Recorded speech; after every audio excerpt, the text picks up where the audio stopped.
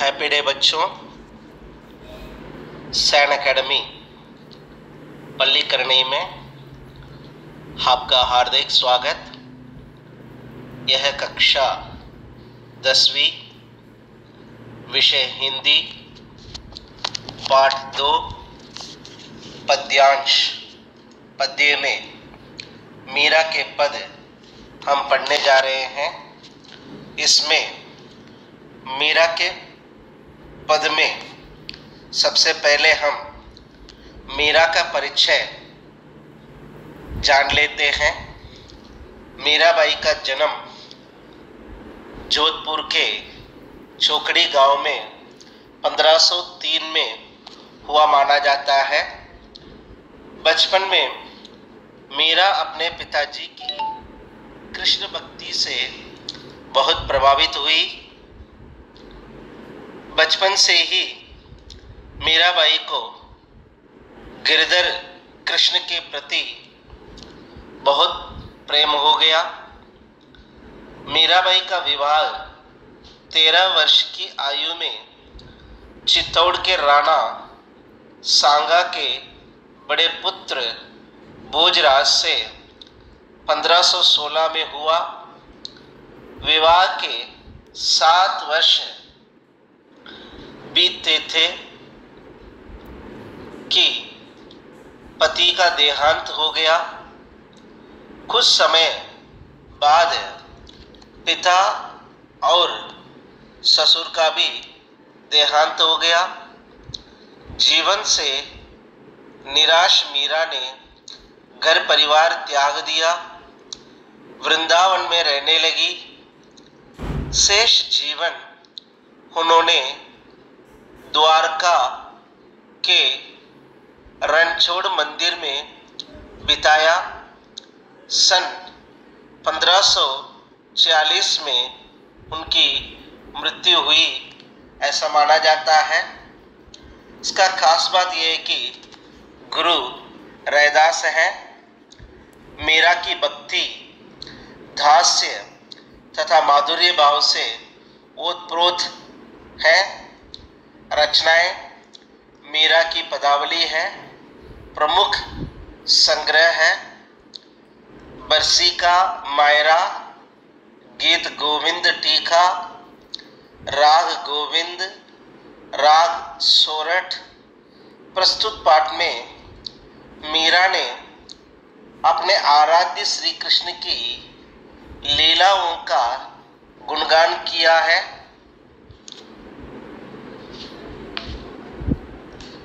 तथा इनकी भाषा शैली पर हम देखने जाएं, मीरा की काव्य भाषा राजस्थानी मिश्रित ब्रज भाषा है।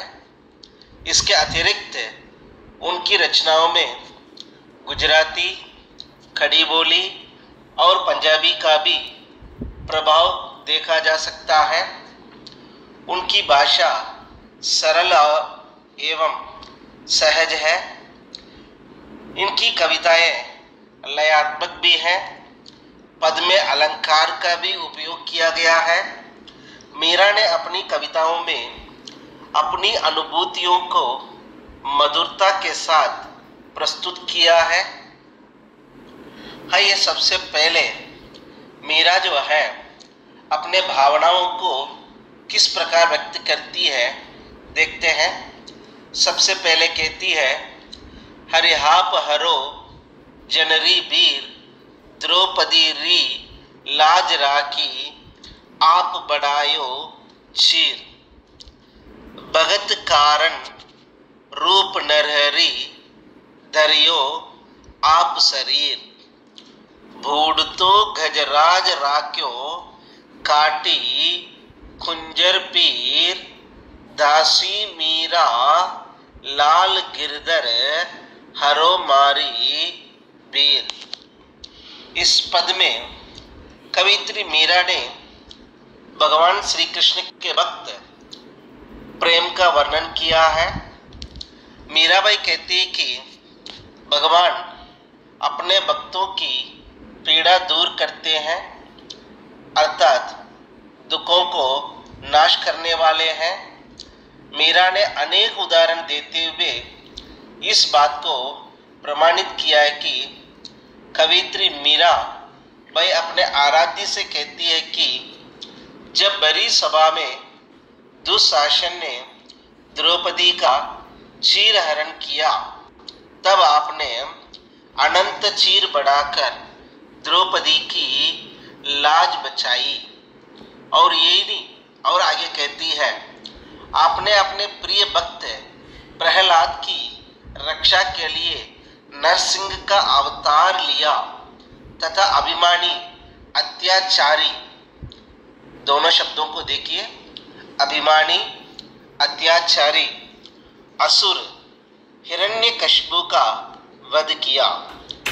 जो आपने आपको भगवान मान बैठा था, वह चाहता था कि प्रहलाद हरि की उपासना छोड़कर उसकी स्तुति करे, लेकिन प्रहलाद विष्णु भक्त थे। उसने अपने अभिमान के कारण अपने पुत्र को भी मारने की कोशिश की थी।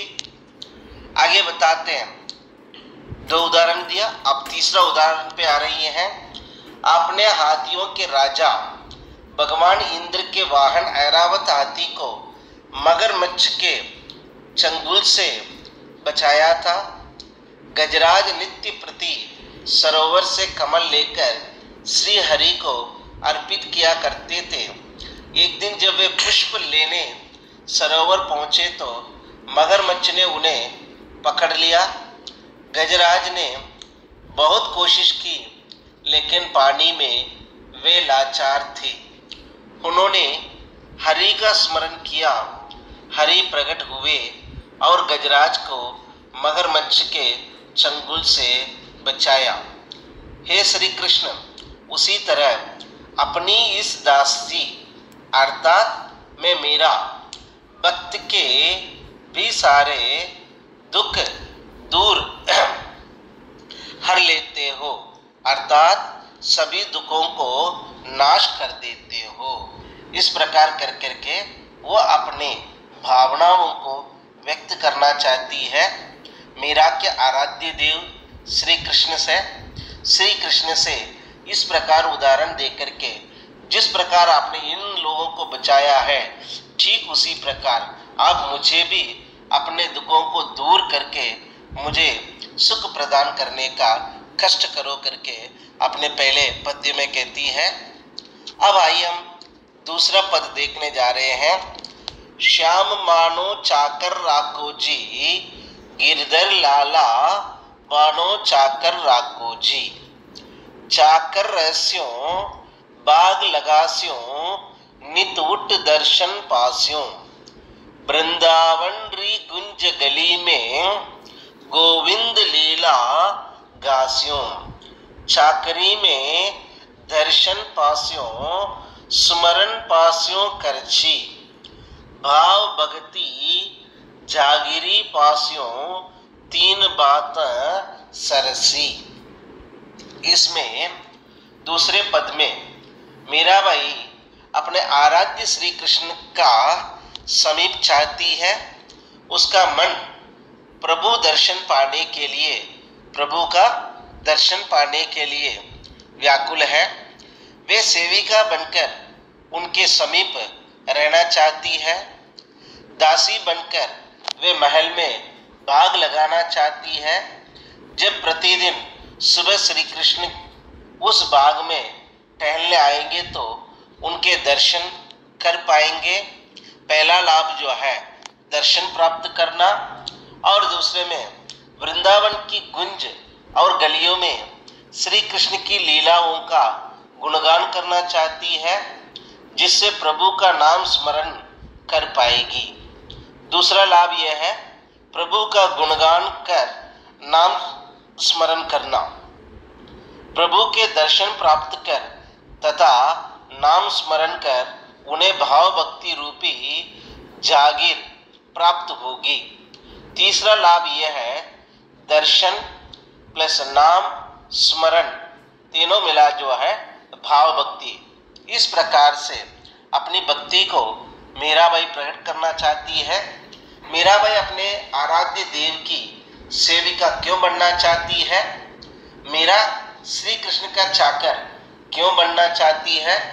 मीरा कहाँ और किसकी लीला गाने की बात कर रही है?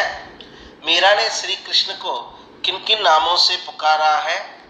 दूसरे पद में मीराबाई श्याम की चाकरी क्यों करना चाहती है?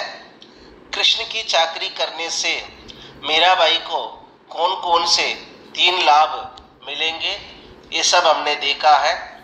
अब उसके लास्ट 2 लाइन है। मोर मुकुट पीतांबर सोहे गल वैजयंती माला, वृंदावन में देनु चरावे मोहन मुरली वाला। मीराबाई श्री कृष्ण की सुंदरता का वर्णन करते हुए कहती है कि श्री कृष्ण के सिर पर मोर मुकुट सुशोभित है, उन्होंने पीले वस्त्र धारण किए हुए हैं, गले में वैजयंती फूलों की माला है, उनके आदरों पर मुरली सुशोभित है, वे वृंदावन में गाय चराते हुए मनमोहक मुरली भी बजाते हैं। और आगे कह रहे हैं, ऊंचा ऊंचा महल बनाऊं बिच बिच राकू भारी, सावरिया रा दर्शन पास्यों पहर कुसुम्बी साड़ी, आदि रात प्रभु दर्शन दीजो जमुना जी रे तीरा, मीरा रा प्रभु गिरधर नाहर हिवड़ो घणो अधीरा। मीरा कहती है कि वे वृंदावन में कृष्ण के ऊंचे ऊंचे महलों के बीच फुलवारी सजाना चाहती है।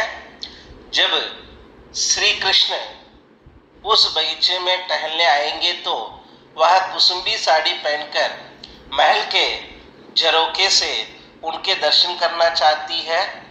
मीरा अपने आराध्य से आधी रात को यमुना नदी के किनारे दर्शन देने के लिए कह रही है, ताकि उनके अधीर मन को शांति मिल सके। इस प्रकार मीराबाई अपने भावनाओं को भक्ति के माध्यम से श्री कृष्ण के प्रति व्यक्त करती है। इस प्रकार हम जान सकते हैं कि मीराबाई ने अपने भावनाओं को श्री कृष्ण के प्रति किस प्रकार व्यक्त किया है।